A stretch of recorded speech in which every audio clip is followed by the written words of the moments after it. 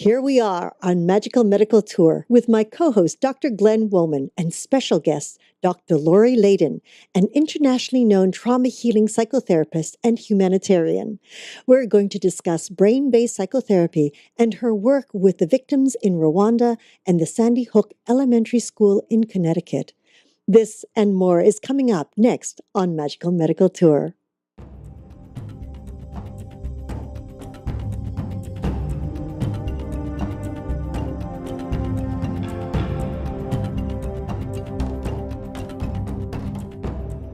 This week's episode is brought to you by Support the Mountains Herbal Parasite Cleanse.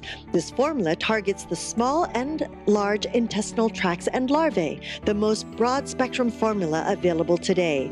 100% organic, formulated by Dr. Mikio Sankey, author of the Esoteric Acupuncture series. For 10% off your first bottle, visit shopyogahub.com and use the coupon code CLEANSE at checkout. Hello and welcome to YHTV's Magical Medical Tour.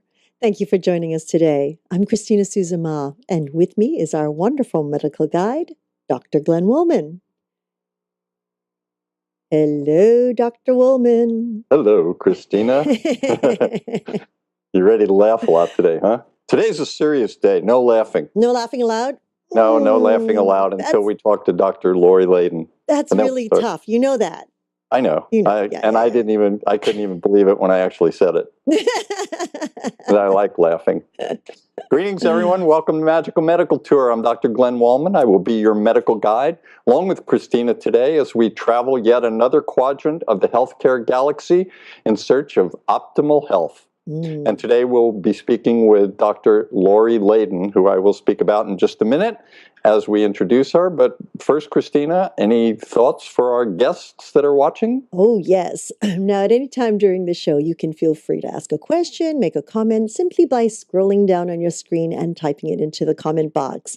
Now, if you're listening to this even a month, 2 months, a year, 2 years out, not to worry. You can still use that comment box. We will definitely get it to our guest or whomever it pertains to. Now, if you're listening to this on a device through a podcast, please just give us a call at 818-LETS-TALK. 818-LETS-TALK. Would love to hear from you. Thank you so much, Doc. You're quite welcome. So today we have a very special guest, a good friend of mine and colleague, Dr. Lori Layden. She is an internationally known trauma healing psychotherapist and humanitarian. We're going to be speaking about that. She's the author of 2 books, and she's an award-winning documentarian. Her humanitarian work is international. She's worked with people all over the world, including Rwanda and Sandy Hook Elementary School. So we're going to be talking about all of this, but now I would like to introduce Dr. Lori Layden, my friend and colleague. Hi, Lori. Hello, Lori. It's so wonderful to be with you on the Magical Medical Tour. Thank you for inviting me. Well, thank you for honoring our global community. We love having you here, and we are just so honored. Thank you. Thank you. I'm blessed. We're going to get into a lot of the things that you do. So I want to just talk about the path that we're probably going to take a little. First, we want to know a little bit about you and how you came to be who and what you are.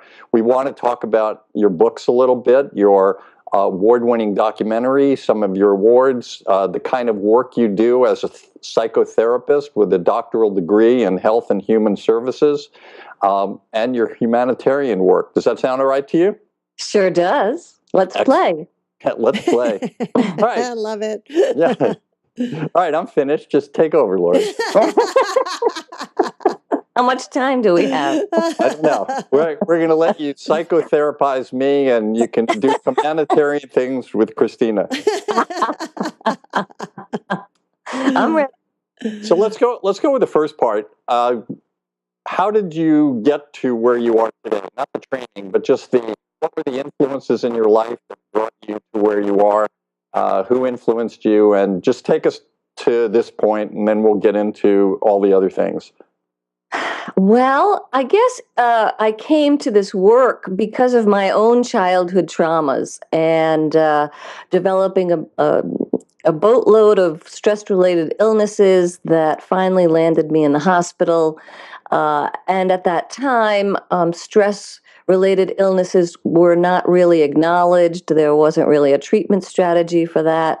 So I went on a search of alternative therapies and how I could heal myself. That resulted in my first book, The Stress Management Handbook, in which I described the strategies I used. But as a psychotherapist, I was always looking for what are the most elegant and graceful ways that we can help people heal. I was so curious about the mind, body, spirit stress connection. And at the time, there were no courses in psychoneuroimmunology. So I developed, I developed my own course through an alternative online university, which was very well respected. But then in 2003, I had a near-death experience, which is a whole nother story, but I made a decision to follow my heart wherever it led me. And I noticed different things about my intuition and my heart as a result of that near-death experience. And I received a new form of psychotherapy, a spiritual practice for transcending our ego and living in our hearts. And I've been learning about the power of the heart since that time. And then flash forward to 2007 when I received an invitation to go to Rwanda to use the work that I had described in the Stress Management Handbook with widow and orphan genocide survivors. And that truly, truly changed my life and led me on a path of finding the most elegant forms of trauma healing and really looking into the neuroscience and the heart science of trauma and why it's so important to heal trauma in order to be healthy. And as you know, Glenn, trauma is the basis for many, many somatic illnesses, as is stress, has been known to be 99% of all illness has a stress component. And so the best ways to help us be healthy is to deal with those stresses and traumas. And then that work led me to Sandy Hook, Connecticut, where I was invited to come to help those survivors of the school shooting there, which occurred in December 2012. I spent 3 years there, just returning back to Santa Barbara. And I connected the young people in Rwanda with the young people in Sandy Hook for healing. And that is the basis of our documentary, and just a little hint about my journey so far. And a little later, perhaps I can describe what we are poised to do next. Boy, you covered a lot there. So one of the things, and it's an amazing story already, and I'm looking forward to hearing a lot of it, but one of the things you talked about, and one of the things that we stress on Magical Medical Tour is how people get training for the different types of professions that of people that we interview on our show. And you mentioned that you did online training. And so this is very important for people to understand, because there are some people that may not have the opportunity or time or finances to get to a college and get away, depending on what's going on in their lives at that time. So an online training program is very interesting. In fact, Christina and Yoga Hub do a lot of work, and that's where I originally met them, through an online training course. Christina, any thoughts on that?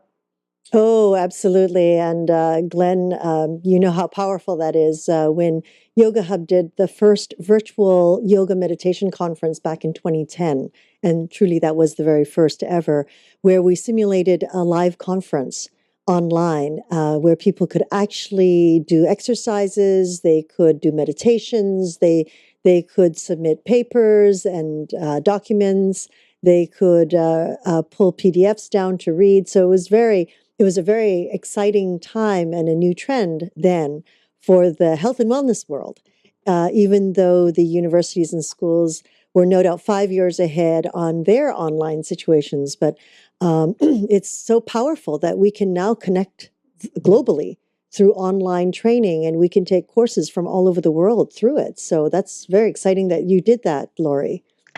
Well, it was very fulfilling because prior to this, I had been interested in psychotherapy at a very, very young age and taken graduate level courses in clinical psychology as well as holistic alternative medicine. And again, my passion was this mind, body, spirit, stress connection. And dare I say, in the early 90s, there was really nothing available at the time. There was talk of mind-body connection, but not mind-body-spirit, and certainly not the mind-body-spirit stress connection.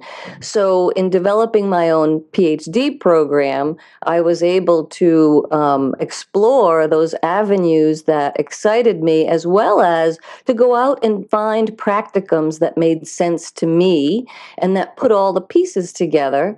And also made sense to my own personal journey of health and healing. And I also had access, my dissertation mentor was a Harvard psychiatrist who was open to alternative medicine back in the early 90s. So being able to create this program myself had many, many, many benefits. You talked about psychoneuroimmunology, pretty big word, not necessarily a big word for people in medical school, but for other people, psychoneuroimmunology. Tell us a little bit about that. Break it down. Right. Well, in layman's terms, it's the mind, body, spirit, stress connection, but psycho for the mind and neuro for the brain, which is the stress response, and immunology, how working on the mind-body-spirit connection can actually boost your immune system and make you resilient to stress. And that was really my focus. And in the reverse, I'm assuming, and I understand, that if you are stressed, your immune system breaks down, and that's when other problems occur. Exactly, which was my personal experience from childhood traumas that, again, led me to all these stress-related illnesses, which I didn't know were stress-related until I started doing my own research and homework. So are you totally healed? I don't know that we're ever totally healed, but all of those symptoms are gone. Migraines, gastrointestinal problems, chronic back pain, sleep disturbances, psoriasis. That's all I can remember at this point, but it's enough. Yeah, that's plenty. Maybe we don't want you to remember some of the others. That's a sign that they're really forgotten. I mean, that's a sign that they're healed. Or you have them so subliminally down in your subconsciousness that we have to do another show for healing Lori. Yes. All right, so the work that you do with people, you started as a psychotherapist, but now your work is most of the work you do, you don't sit with someone on a couch and talk about their childhood. I'm guessing you work more with EFT, emotional freedom, technology or technique? Techniques, yes. So is that go ahead. I never really did traditional psychotherapy. I was always using guided meditation and mind-body somatic release methods, of which EFT tapping has been at the forefront, and there are many different modalities that I also include, but for our purposes, I would say that EFT tapping really has a significant part to play in healing our traumas, in making us feel safe in our bodies so that we can, from that place, stop the fight, flight, freeze response, which really keeps our reptilian brain activated. And once we're able to have that inner safety, we're able to access those higher resources, those higher functionings of our prefrontal cortex, which is the seat of our creativity, our wisdom, our sense of transcendency and connectedness. And this is really where all of our human gifts and talents can be triggered. But until we feel safe in our own bodies, we will continue to operate in that fight, flight, freeze response, which restricts us. So you're a certified trainer in EFT. Do you have to be a PhD to be a certified trainer, or could anyone that wants to do this take the training? Right. So there's the training that I offer, and then there's the training, in the world. You can certainly be a certified EFT practitioner without, you can be what I call a paraprofessional. However, in the mentoring that I offer, I really, really strongly advise that people do their own work first, and that they do a deep dive into their own healing work and what would allow them to be fully present to those they're serving. So they must use these self-care techniques for themselves, which then allows them access to their own mastery of this technique. Yes, the answer is, in some sense, this may be off the topic, but I find that traditionally trained psychotherapists have a harder time with EFT because traditionally trained talk therapists are used to guiding and giving advice, whereas the beauty and the miracle of EFT is because it works on the brain to get you self-regulated and get those endorphins flowing. The client is really the manager of the content, and the practitioner is the manager of the process. So we find that experience and learning and true change and transformation comes when the client themselves has their own aha experience. And that's the beauty of tapping. So we find that there's a lot of retraining that has to occur with traditionally trained therapists, although on the other hand, they bring the gifts of being able to be aware of the various symptoms and psychological angles that need to be dealt with. So there's pluses and minuses on both sides. So EFT training. First of all, I want to know a little bit about the science of it, and then I want to talk about what it actually is, how you work with someone. And I'm assuming that this EFT training that you do was part of what you do when you go to a place like Rwanda or Sandy Hook. Is that correct? Yes, it is. Okay, so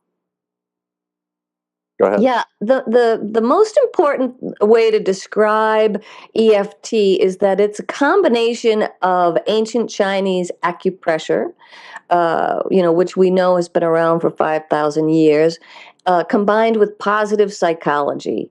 And we know that from research studies for the last 30 years in EFT, and now we have a very solid base of research about how EFT operates. When you tap on certain meridian points on the face and the body, you are sending a signal to the brain, to the amygdala, which is the seat of the fight, flight, freeze response, and the hippocampus, that the body is safe. And then the beauty behind EFT is that you just tell the truth about what is happening. For example, you use a setup statement. Even though I'm really angry right now, or even though I'm really frustrated right now, so you just state the truth, and you combine it with what you want to be experiencing. And so for the most part, we use, even though that's true, I deeply and completely love and accept myself. Because ultimately, in that place where we want to be loving and accepting ourselves, we can find that inner peace. So this is what I love about this process, is because first we work at tapping down the intensity of that stressor, whether it's anger or frustration or fear. And in tapping down that intensity, let's say we use a SUD scale, subjective units of distress, 0 to 10. Someone comes in with a 10. I'm so enraged. I'm a 10. And you can imagine that they're feeling all the flow of cortisol, steroids, and all of those stress hormones in their body. They don't feel safe. And in this process, within just a few rounds, we could actually get someone to 0 to 2, where their reptilian brain then comes offline. They're in neutral, endorphins can flow, and they have access to their higher resources. And this is where we can begin the healing and the insights. And especially in a place like Rwanda, where I work with hundreds of people at a time. There's no space to do one-on-ones. We're able to, in a group, help these people who have been through the worst of human tragedies feel safe in their bodies for the very first time. And it's that safety in their bodies, physiological safety, that allows for the learning, allows for hope, allows for them to engage in better behaviors, more healthy behaviors, and realize their own empowerment. So it's a self-regulation tool and a self-empowerment tool. The way I seem to understand it, and I want to talk about the actual method. You talk about tapping and tapping down and acupressure points, et cetera. So I want to get an example of that. But for me, the way I understand it, the limbic system is always in communication with the prefrontal cortex. And this communication, by doing the tapping or other types of procedures, you allow a space between this connection of the limbic system, the amygdala you talked about, the hippocampus is part of it, a number of other parts, to relax the prefrontal cortex for a moment to sort of re-engage and get organized into yourself. Would you agree with that or disagree? Well, I would say that we're relaxing the reptilian brain so that we can have access to the prefrontal cortex. Because the reptilian brain is what is being activated in that fight, flight, freeze response. And, most lay people and professionals have only ever focused on the fight, flight response. We all know about that. Sure. But in trauma, what we're finding is that the amygdala freezes at the point of trauma. And I think of our experiences through life. We all have little traumas and big traumas. And if they are not somatically released from the body, we envision this trauma capsule in the brain, in the amygdala. And this is metaphorical now. But all of the trauma stimulation gets stored in that trauma capsule until we find a way to somatically release it. So if those little traumas and big traumas are not healed, it's like a domino effect when there is a trigger that remotely reminds us of one of those little traumas or big traumas. And so also the beauty of clinical application of EFT for trauma, and that is different from self-care, is that we're able to connect the current traumas with the past traumas to clear the whole trauma capsule. What happens is that you can have the memories, you can have the olfactory or the sensations without triggering the stress response. So there again, yeah. I see. So you can remember that you were in a car accident, but the rest of the stuff doesn't come up anymore. You become neutral to it rather than positive or negative. Right. And up to now, traditional psychotherapy has focused on exposure, cognitive behavioral exposure therapy in order to release trauma. And in my opinion, while that is quote unquote effective, it takes a very long time, and it is actually re-traumatizing the client for as many times as you ask them to retell the story. It's triggering that physiological response until perhaps after 12 sessions, the body becomes exhausted and does not trigger that response. So we don't want this kind of suffering is not necessary. So we talk about EFT as being able to release the suffering piece of the trauma or the stress so that we can deal with all of the emotions that are underneath that. And if we take a trauma survivor like a parent of a Sandy Hook's child who was murdered, or a genocide survivor, the suffering piece comes in the flooding of the stress hormones through the body, constantly creating hyperarousal or hypoarousal. And when we can release that, they are able to deal with the true emotions of grief and sadness and anger, that'll then allow them to move through the process of forgiveness and resiliency, if that makes sense. Is that where you have to get? Always the goal is forgiveness and resiliency? Forgiveness is a bit of a controversial subject, in that I always believe that forgiveness is a choice, but I find that on the other side of forgiveness, and this is perhaps a whole show, is where we are freeing ourselves from being victims. Because in that space where we're in unforgiveness, we are the victim of our own unforgiveness. We are the ones that are plagued with that blame and judgment that doesn't allow us resiliency. So when we're able to appropriately work with forgiveness, we're able to find that resiliency. We're able to live in our hearts. We're able to move beyond survivor's guilt, let's say, to gratitude, and maybe even to find love again and joy and wonder, which is where we find our resiliency. So forgiveness of others and forgiveness of self, both important. Three things, actually. Always, forgiveness of myself is always the hardest. And then forgiveness of others and forgiveness of the circumstance I find myself in.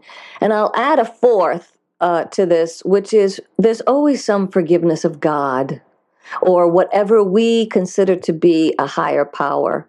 And I'm never afraid to go there, no matter whether it's a Rwandan with no education or someone in the developed world. The miracles that result as in the courage to go through this process are profound. And it proves that we really are all the same. We all want the same things. And when we're able to find miracles out of tragedy, this is also where resilience can begin. So atheists that are spiritualists also can be healed. Well, it's funny, in EFT, you don't even have to believe in it, and people get results. So, excellent. So let's talk about EFT for a few moments. And you talked about tapping and tapping down. Can you take us through a process? We talked about a possible meditation. Would this be the same thing as the process that you're talking about that would help somebody that's watching or listening to this show do their own work, even though they're not necessarily a certified trainer? Everybody could still do some work. Right. Well, there is a little meditation I wanted to offer at the end, just a 2-minute, but I will take you through a standard EFT setup statement and round, and I would ask you to participate with me just for fun. And so the way I explain it is that, and there are lots of free downloadable manuals that people can use, but what I would explain to the person is that what we're going to do is we're going to activate the healing system of the body by beginning with tapping on what we call the karate point on the fleshy part of the palm. And what we do is we create a setup statement that names the problem and names what we want to be experiencing. So we'll do just a general global statement, which would start with, even though I'm feeling some stress right now, I deeply and completely love and accept myself. And we repeat that 3 times, even though I'm feeling stressed right now. And you'd give it a number from 0 to 10. So in this case, even though I'm feeling stressed right now and it's about a 7, I deeply and completely love and accept myself. And then the third time, even though I'm feeling stressed and it's about a 7, I deeply and completely love and accept myself. Then what we do is we create a reminder phrase of the problem. In this case, it would be the word "I'm feeling stressed" or the phrase "I'm feeling stressed." And we tap on certain points on the face and the chest as a means of activating the endorphins to flow in your body. So in this case, we would begin at the beginning of the eyebrow and say, "I'm feeling stressed." And then the side of the eyebrow, "I'm feeling stressed." And you're breathing with each point that you're tapping on. Under the eye, "I'm feeling stressed." Under the nose, "I'm feeling stressed." Under the lips, "I'm feeling stressed." And right here, just underneath the collarbone, "I'm feeling stressed." And you may not be able to see this, but under the arm, "I'm feeling stressed." And then right on the top of the hand, between the 4th and 5th finger, "I'm feeling stressed." And then what I ask people to do is close their eyes and take a deep breath. And just notice what you notice in your body. 0 to 10, where is that stress now? And what comes up when you think of that stress now? And then I ask people to open their eyes and tell me what's happening in their body and whether that number is the same, whether it's increased, whether it's decreased. And at this point, we begin to unveil some details about that stress. Well, I realize that I'm really stressed about the time pressure I have right now. Okay, now we're getting more specific. You see, so it's like peeling away the layers of an onion to get to the deeper and deeper core of what the issue is. And so we would continue with those rounds until we got to 0 or at least 2, where the person is feeling more in self-control, where they begin to have some ahas. And then we begin to think about, well, and I would ask the client, well, what is it that you can do now to help yourself with that stress? And then elicit the answers from the client. Now, this is a very simple explanation of where we begin. And there are many, many different aspects to this. But it's just a way that people can begin to feel calm in their bodies very, very quickly in a short period of time so that they then access higher resources of thinking and problem solving and feeling better. Does that make sense? Yeah, it does. I mean, there's lots more to it, and it's not Right. going to make perfect sense, like you said. If it made sense perfectly in one moment, we'd all be tapping all day long. Everyone would be doing that all over the world. Right. Maybe we should be, actually. And I want to know more about that. But I want to move. Christina, do you have any questions about that? I have to tell you, I loved that. I was following right along. I do have questions about it. Lori, when you say to tap, does it matter which hand you tap or which side? Because, with the meridians, sometimes it does matter. Or are you tapping at the same time? Like when you're Excellent. on the Yeah. head, are you tapping within the eyebrow and then on the outside of the eyebrow all at the same time on both sides? Yeah. Excellent question. And the way that it is traditionally taught is that, yes, you use both hands. However, we found that it doesn't matter. And that you can do it one-handed, doesn't matter which hand you use. And so as I think the resonance field for these healing techniques increases and expands, we find that it becomes even simpler and simpler. So you're exactly right that you can use both hands. You can even forget, you can tap in a different spot, but we like to teach it in order so people don't forget a spot. Yes. Oh, it's wonderful. I could feel everything just shift and start to open up. Oh, Nice. Are you healed, Christina? Oh, it's going to be a long way. No. How many lives did you go back? That's a whole nother show. You know that, Dr. Woolman. Okay. And I have protocols for that too. Oh, For wonderful. past life healing? We have much to Oh, talk yes. about. Yes. Oh, of course. Yes. So I want to shift a little bit away from the psychotherapy part and talk about another part of you, and then once we have both of them together, I want to move into the work that you're doing around the world. When I was in emergency medicine, I was a member of ACEP, which is the American College of Emergency Physicians. You are a member of ACEP, but it's the Association for Comprehensive Energy Psychology, correct? I wondered if that was where you were going with that. Yes, that's correct. And in 2012, you were the recipient of ACEP's Humanitarian of the Year Award. So first of all, congratulations on that. Thank you. I was very honored. Yeah, I can understand that. But now I want to talk about what it is to be a humanitarian. Does someone choose how to be a humanitarian? Do you take courses in it? Do you become one?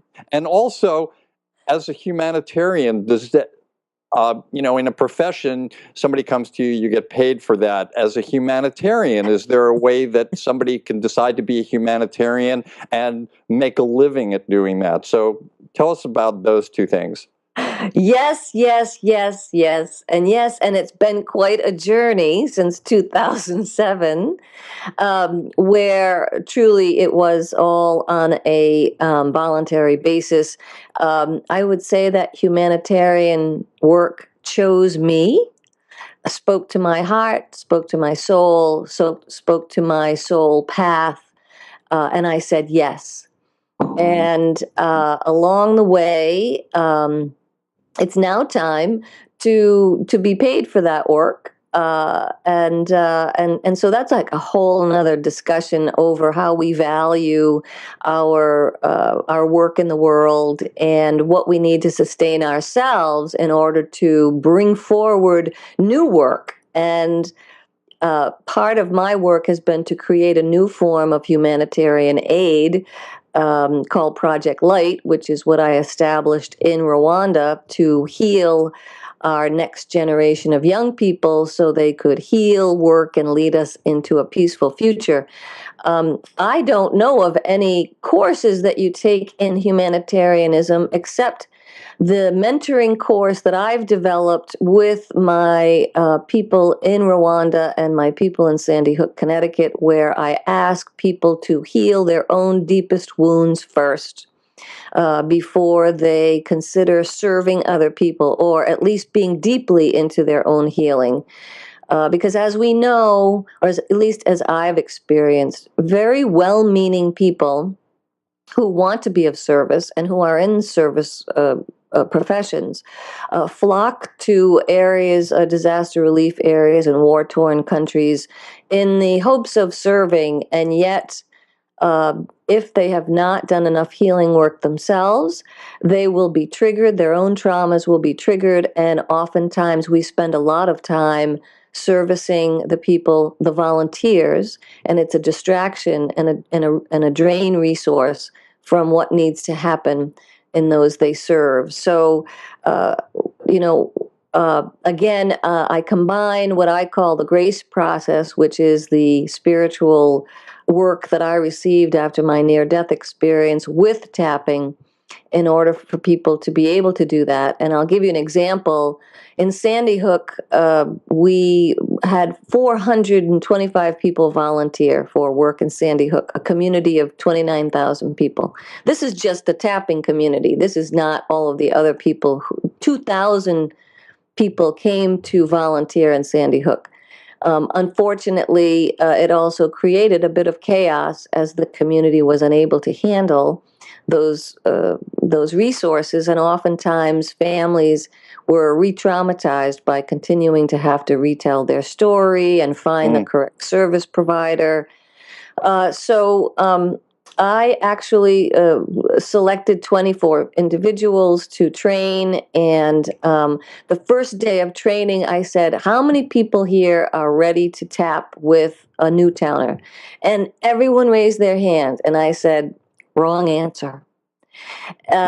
And we went through the training of the day, and I had them role play scenarios where they would be imagining sitting with a mother who lost their 6-year-old child in the tragedy, or sitting with a first responder or a medical examiner who had to respond to the scene. And clearly, people were triggered. And I said, this is exactly where we need to be. So let's now tap on your triggers. And so we did a lot of tapping on the triggers that came up for everyone. And by the end of the day, I asked who was ready to tap with a Newtowner, and no one raised their hand. And I said, you can all stay. Wow. I mean, that's just a little sound bite. But what was very amazing was that people who came to serve Newtown received two things, at least two things. One is they continued the training, and I said to them, regardless of whether you ever work directly with a Newtowner, you will have the opportunity to recognize your own individual passions and go back into your own communities, your own families, your own workplaces, and share your passion and what you know, and find really your own soul path, which is unique to you. And in fact, that is what happened. And those volunteers did a great job in Newtown, still serving Newtown, but also every single one of them is now leading the life that they wanted to live, have created their own private practices, or secured the job of a lifetime. So when we choose to be in service to our own healing, we're actually doing the best service we can ever do to humanity, because we are setting up a resonance field for that healing to occur in the world and to be a conduit of that in the world. And I think that's where the true heart and soul of the humanitarian can be the most effective. I like that. In Western medicine, Lori, somebody comes to me with a fractured arm. We set the fracture, we put it in a cast, and then over a period of time, we might take some x-rays to see that it's healing. Somebody comes in with an infection, we put them on antibiotics, or we check a wound, we see that it's healing, going in the right direction.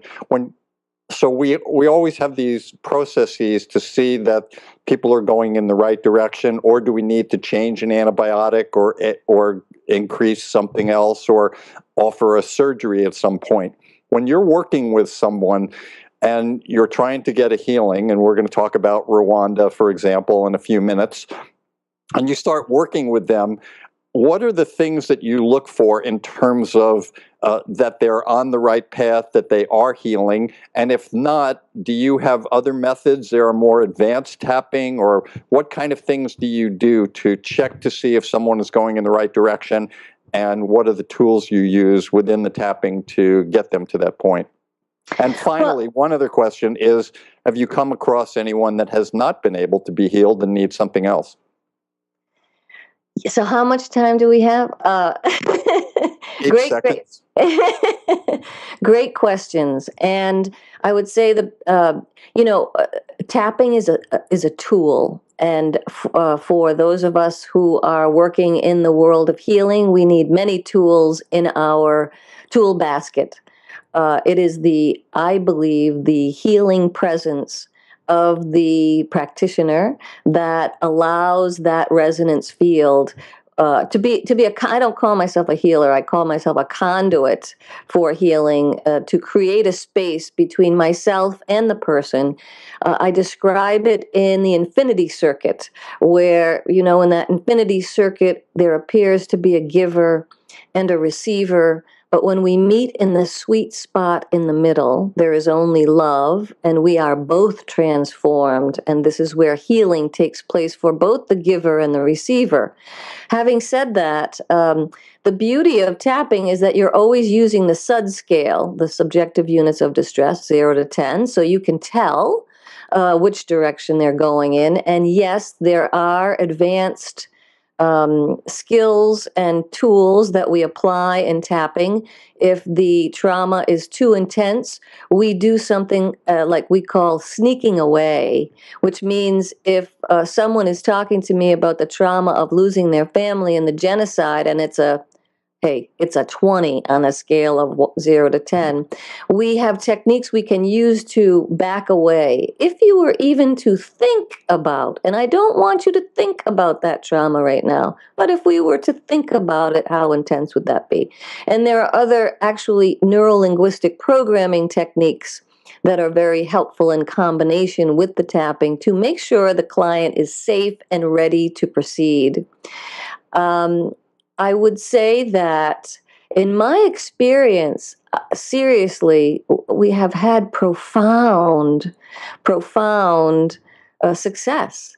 And there are many reasons. We in 99% of the cases, if the person is willing, they will definitely get an initial result. Now, as we peel away the onion, whether they are ready to deal with the issues that come up underneath what the presenting symptoms are, then that becomes a choice point.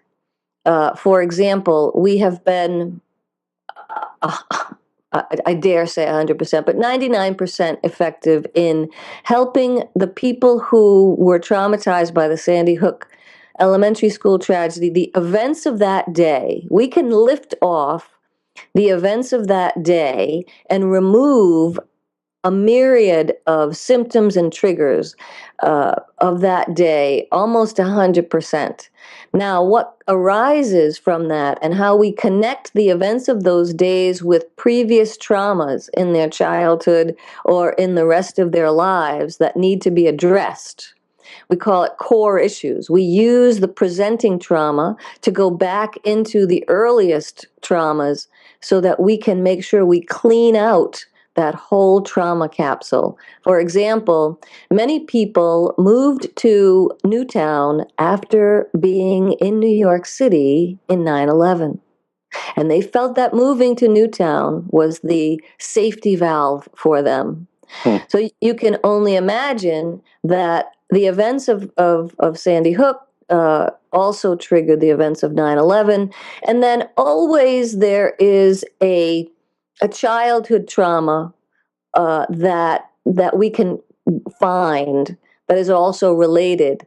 And so because we've developed this sophisticated protocol, we really are able to clean out lots of corners about how this trauma, which is now complex PTSD, not just PTSD, but every event that came before or came after Sandy Hook, unless it's addressed, gets compounded in that trauma capsule. So after Sandy Hook, if someone developed an illness in your family, if there was a, economic situation, if there were other tragedies or traumas that you encountered and you had not already dealt with the existing traumas, you're now dealing with complex PTSD, which is the case in Rwanda, where, trauma healing isn't enough because they continue to live in poverty. They continue to live with no hope for the future. They continue to live with the threat of violence.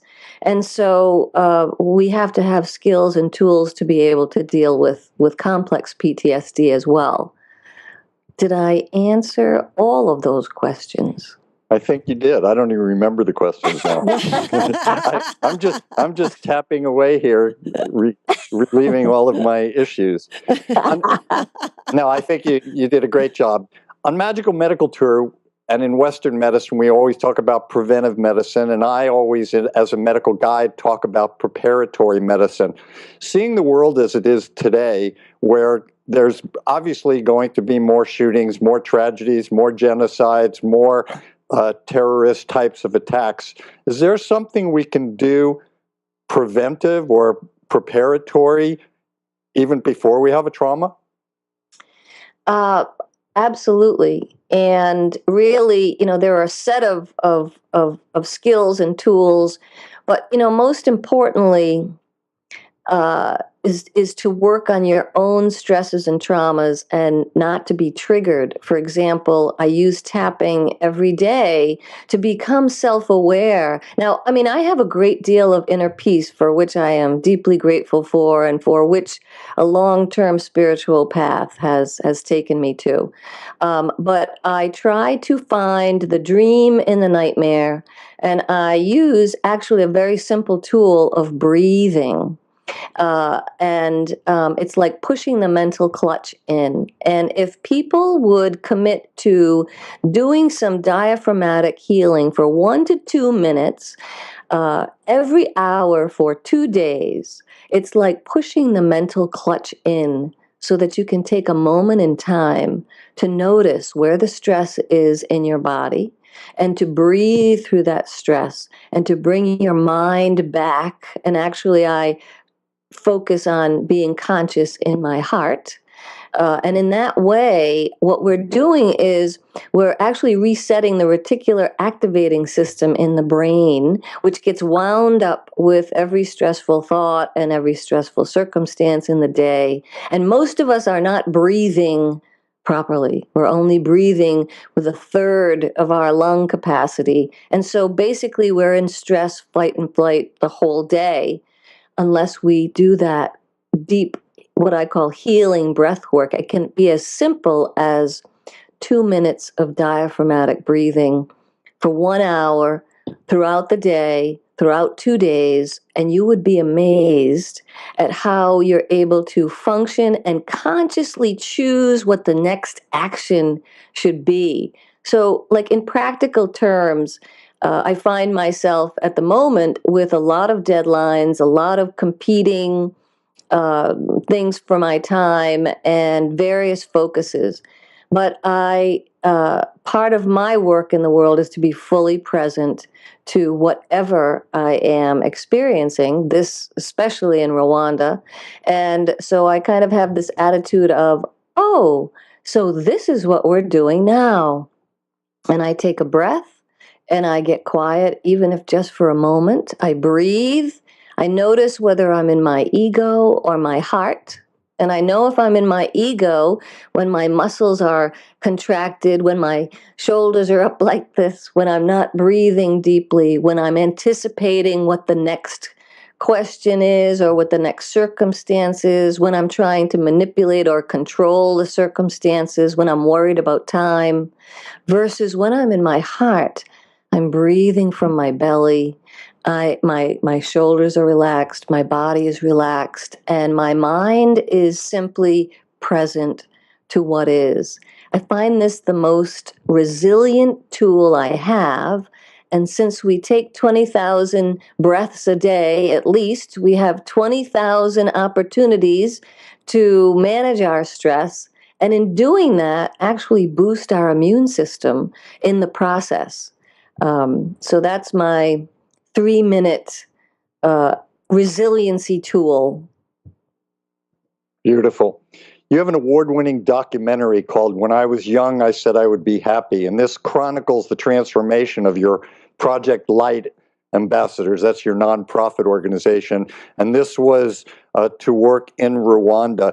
What was it like being in Rwanda and seeing these mass genocides and the victims and the orphans? Give us a minute on that. I've been in Rwanda since 2007 for a month at a time, either once or twice a year. This year I will be there for the fourth time in November. Rwanda has taught me so much, but the most important thing I did, and I would ask anyone in the helping profession to do this, is I did deep meditations into myself and could I be present to someone who had murdered 100 people? Could I be present to a woman who was living with AIDS and had lost her entire family in the genocide?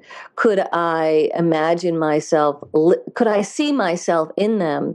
And would it be possible for me to drop my ego completely so I could be fully present to these people and to their circumstance? And could I imagine under what circumstances I might be a murderer? under what circumstances so that I could drop all of my judgments and be in the mystery that I do not know why all this violence occurs, but I know that it can be healed with love and the right resources. And every person I met, not every person, but certainly every circumstance I encountered, helped me heal, and actually triggered my vision for what is possible in the world. And so for me, instead of my heart breaking, my heart breaks open to what is possible if everyone is given the opportunity. Like, what did I want most when I was 12 years old and going through all these traumas? I wanted to be seen. I wanted to be heard. I wanted to know I mattered. I wanted to love and be loved. I wanted to be rescued. And that is the basis of the Project Light humanitarian aid program that I developed, which combines a train-the-trainer model for young people in their early 20s and late teens for trauma healing, heart-centered leadership, conflict transformation, economic sustainability opportunities, and community building skills. And we did that pilot program in 2011, which is what the documentary chronicles. And it was a huge success. And these 12 young people are exceptional examples of what love and the right resources can do. And based on that, we are now moving to scaling and replicating that model by training trainers to work with young people. And in Rwanda, we are working with Never Again Rwanda, the largest peace-building organization, to train 40 of their staff to bring this work to 15 communities in Rwanda. So that's how the model is building out. I can see where this would be very helpful to emergency physicians. I can relate to this, and many times I would have to take care of a rapist or a child molester or somebody that I obviously didn't want to treat in the same way I would treat a victim, but yet they were my patient at that time, and I had to sort of disassociate and compartmentalize myself to be able to take care of them, because they still came in with an illness or an injury that needed to be taken care of. So I could see where this would be very helpful to a lot of people like that. And thank you for all the work that you're doing all around the world. I would like to take a few moments now to offer you the chance to take us through a meditation, and we're honored to have you do this. Great. Okay. Well, what I would ask people to do is to get in a comfortable position, put their feet flat on the floor, and I would ask you to put your hands on your heart and just take a moment to focus on your breathing.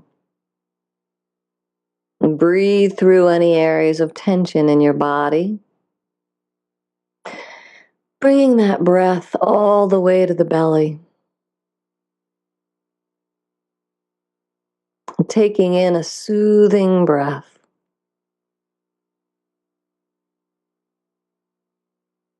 Exhaling any tension you may be holding. Taking a moment to place your consciousness in your heart, knowing that your heart will know just what to do.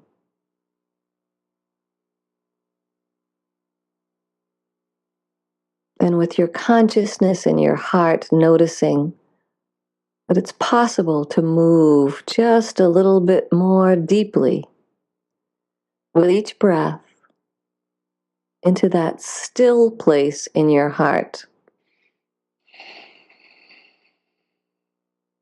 And for just a moment, dropping away any stressors or concerns, touching into whatever gratitude may be present.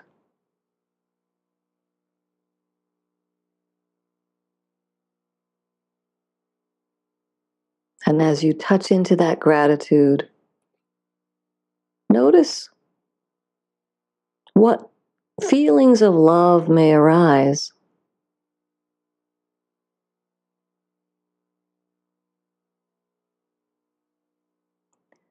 And in that space where gratitude and love are joined, it's possible for joy to arise. And if joy is elusive, opening to wonder, the wonder that we are not alone, that we are fully supported on our journey and our intentions for healing. And in this space of gratitude, love, joy, and wonder, perhaps allowing yourself to become aware of whatever gifts and miracles may unfold in the next few hours or days that show you that you are supported by the divine.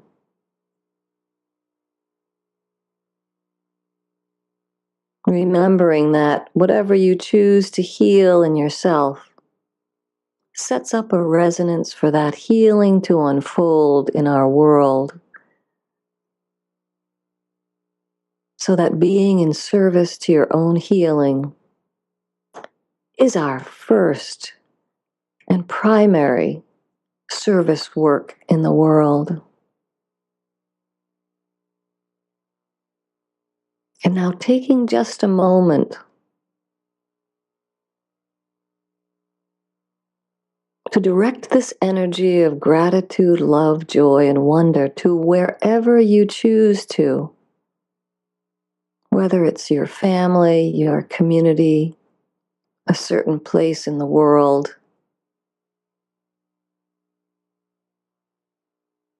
And feel the grace of your own heart lighting up the world with the healing that we all desire.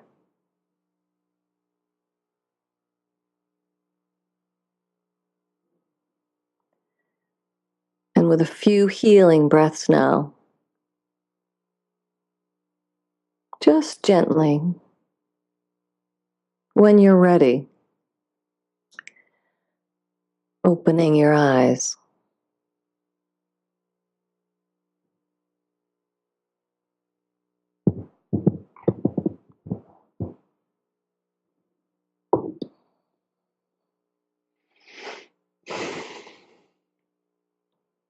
Welcome back. I want to give everyone a second to take another breath, and thank you for welcoming us back. That was very nice, Lori. Thank you. And I know that people may listen to this, even that last part, a few more times. And once they learn that, that would be very helpful. Lori, we're coming to the end of our show, and we always ask our guests for a health tip. Do you have something for us, even though I think many of the things you've told us already was a health tip? Yeah, seriously, that breathing, that diaphragmatic breathing every hour, remembering that that's your opportunity to become conscious of what's happening in your body, to interrupt the flow of adrenaline and stress hormones, and to allow endorphins to be released. Just by doing that 2 minutes of healing breath work every hour allows you to be more productive, more efficient. It increases your immune system and helps you make healthy choices. Beautiful. Christina, any thoughts? Right up my alley. Right up your alley. Yep, thanks for that. Oh, that was a wonderful meditation. And truly, we get a lot of that where people say, no, I can't meditate, or, oh, I don't have the time. But that literally was only a few moments, a few minutes. And for people to be able to do that several times a day, starting off with once or twice and then expanding from there, it becomes difficult not to do, You become addicted to the endorphins instead of the adrenaline. Yes, it's wonderful. It's wonderful. Well, thank you for sharing that, Lori, truly. Lori, was there anything in preparing for this that we didn't talk about that you wanted to quickly mention? No, just that I guess if people wanted to learn more about the documentary, they can certainly visit createglobalhealing.org or the site for the documentary, which is wheniwasyoungmovie.com. But truly, I appreciate everyone's blessings and support in this work, and I'm very excited about what we co-created here, and I hope your viewers were as inspired as I was with this opportunity to be on the call and co-create with you and Christina. We're always grateful, and I'm grateful to our very special guest, Lori Layden, Dr. Lori Layden, award-winning author and documentarian and humanitarian psychotherapist. Thank you for sharing your wisdom, expertise, and journey with us, and good luck on your continued journey. The world needs you and more people like you. I want to thank my healers and my teachers for allowing me on my journey. I look forward to getting together again with Christina, Magical Medical Tour, and all of you, and Segovia as we travel through another quadrant of the healthcare galaxy, searching for optimal health. Yes, thank you, Dr. Glenn Woolman and Lori, Dr. Lori Layden. Thank you so much for your time and really sharing your gift. Sharing your gift with our global community, and we hope to continue to co-create with you in some way and support the work that you do. It's just truly magnificent. Of course, we would like to thank each and every one of you for joining us in this new platform of education and information. We're always grateful for your continuous support, and we look forward to hearing your feedback on how we can serve you better. You can connect with Dr. Glenn Woolman through his website, glennwoolman.com, where I do encourage you to learn about his Metaphor Square Breath. And also you can follow him on Facebook at The Medical Guide. Now, if you would like to connect directly with Dr. Lori Layden, you can do so through her website, createglobalhealing.org. And we definitely encourage you to go there and support her work. createglobalhealing.org. We're always grateful for any feedback, comments, and suggestions. If you see us on YouTube, please subscribe to our channel. That would help us so much on spreading the word, spreading our shows to those who are in need. All in all, if you have any comments or suggestions to share with us, you can do so in the comment box or just give us a call at 818-LETS-TALK. 818-LETS-TALK. And until next time, namaste.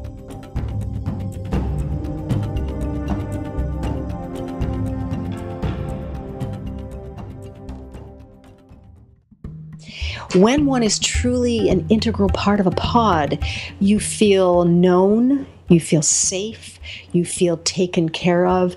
You always have the sense that someone has your back. You have the sense that if something goes wrong, if you have a need of some sort, if it's within the abilities of the members of your pod, you will be taken care of. I think that the most important element of all of this is, however, that if we believe in